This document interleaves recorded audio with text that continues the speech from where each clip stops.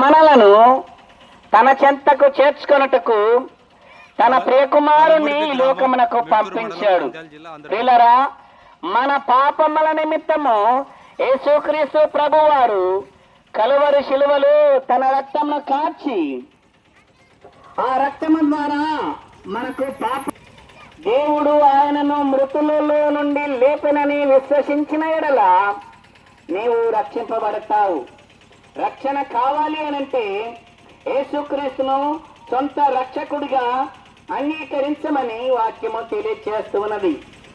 నేనే మార్గము, నేనే సత్యము, నేనే జీవము, నా ద్వారానే తప్ప ఎవడును తండ్రి యొద్దకు రాడు అని వాక్యం అంటూ ఉన్నది.